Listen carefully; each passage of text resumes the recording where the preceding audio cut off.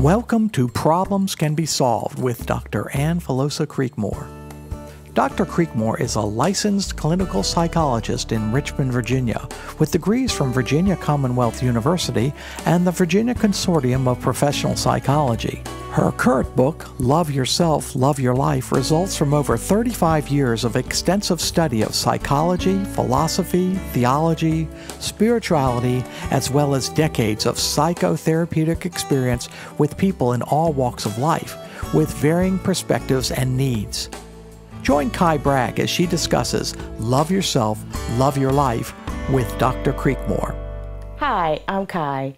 I'm here today with Dr. Ann Filosa Creekmore, licensed clinical psychologist here in the Richmond, Virginia area. Dr. Ann has become an expert in transforming lives for over 25 years. Dr. Ann, welcome. Hi, Kai. I am so excited to be here. Can you share how a positive outlook and how positive thoughts are crucial? Absolutely. We tend to be negative thinkers.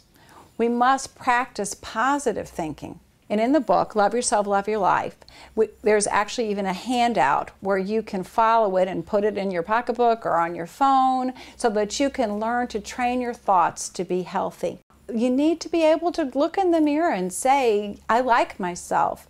And then later on, hopefully be able to say, I love myself. There's a process that I teach in the book about training your thoughts to be healthy through thought stopping.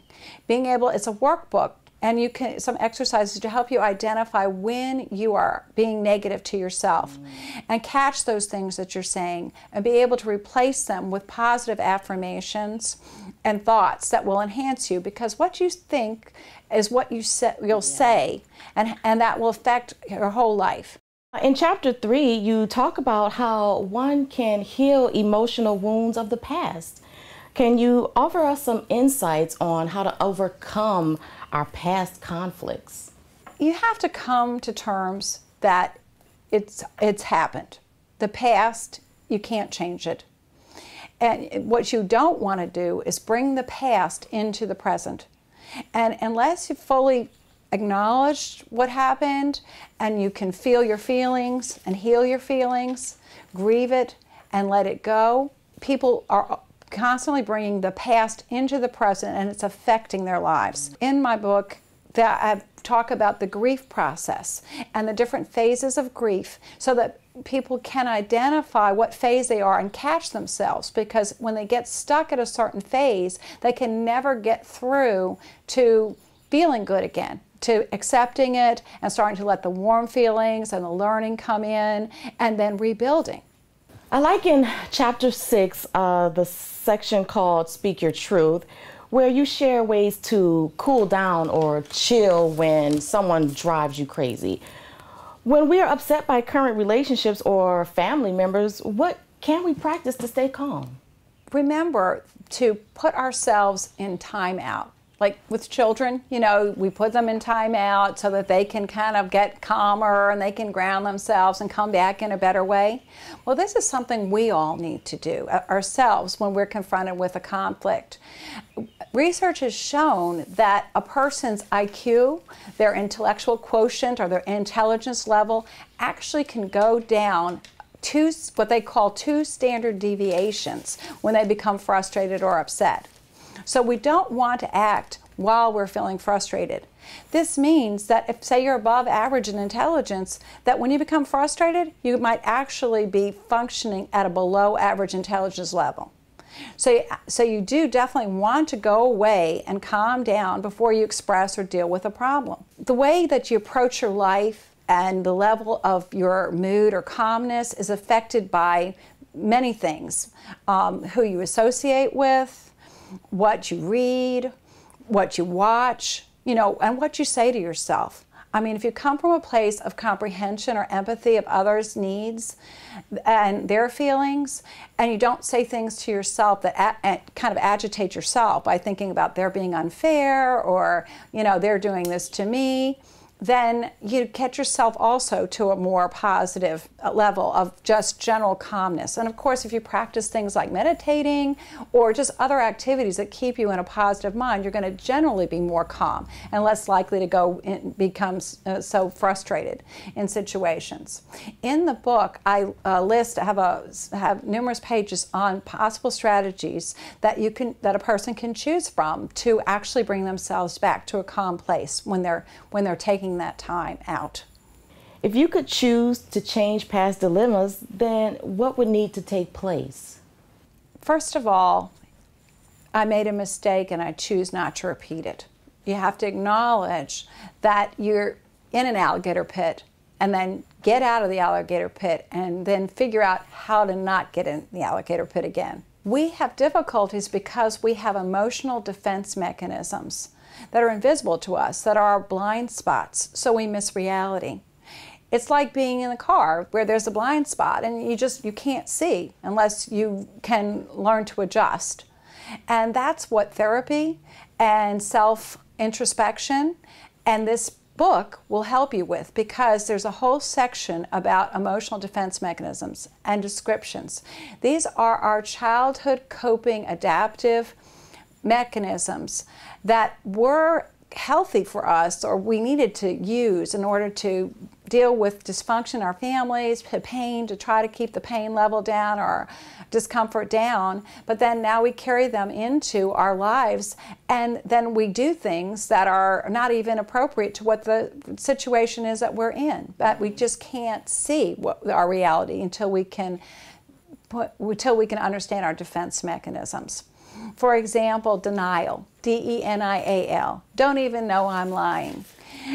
That's a big one. Another one is projection. Often we don't like someone else what we're actually doing, but we don't even realize we're doing it, and we see it in the other person and react to them angrily because of something inside of ourselves that we're not comfortable with. These things can get very much in the way of our interpersonal lives. And create, it's like a relationship is like a boat trip.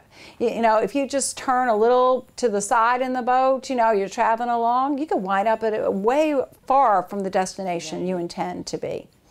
And as far as denial is concerned, it's like, you know, if you don't admit where you are, like you're in a car and you're on a certain street, and you don't admit that you're there on that street, then how are you going to get to where you're going? You have to say, I'm right here, and then you got to say, well, this is where I want to go, and then, you know, and then go that direction. But in life, often because of our blind spots, we don't even know where we are. So how can we get where we want to go? How can we get to happiness that we want and deserve? Right, right.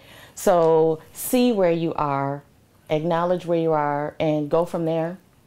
And this book will help you because it talks about the process of change, how you can do the 3 steps of awareness of where you are and your blind spots, and acceptance, the grieving process perhaps, and then actual change, the action, the third A, action to actually make these changes. Well, thank you for sharing those insights, Dr. But lastly, explain to us how your book, and I love the name, Love Yourself, Love Your Life. But explain how it's relevant to everyday people and lay people. This is a book for everybody. It's not just a book for people that are interested in their, you know, personal development or self-help area. This is a book that's a must for everybody. And it's 10 chapters about different areas in your life that you can learn to love yourself.